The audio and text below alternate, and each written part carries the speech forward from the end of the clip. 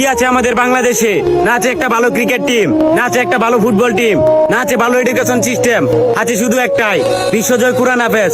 তাও তার গুরুত্ব দিতে জানে না। হায়রে মানুষ, যেখানে ভালো কাজ করতে যাইবে সেখানে হারাম ঘুষের টাকা চাইবে।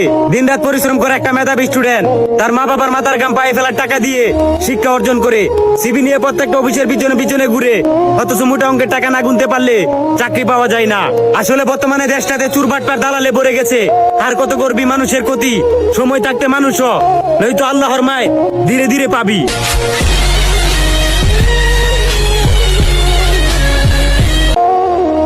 বাঁশের চেয়ে কঞ্চি বড়, ধানের চেয়ে বড় খই, নেতার চেয়ে চামচা বড়, তাহলে মানুষ বিচার পাবে কই?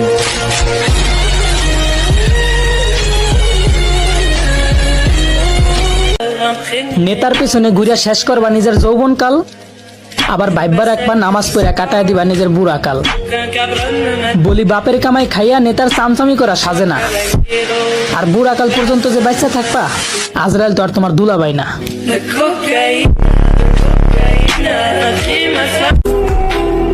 আস্তাগফিরুল্লাহ, আপনি ভাবতেও পারবেন না এই ভিডিওটা শেয়ার করে দিলে এই আস্তাগফিরুল্লাহ যদি একবার আপনার শেয়ারের কারণে যদি একবার কেউ পড়ে, তাহলে আপনার জন্য তওবা হয়ে যাবে।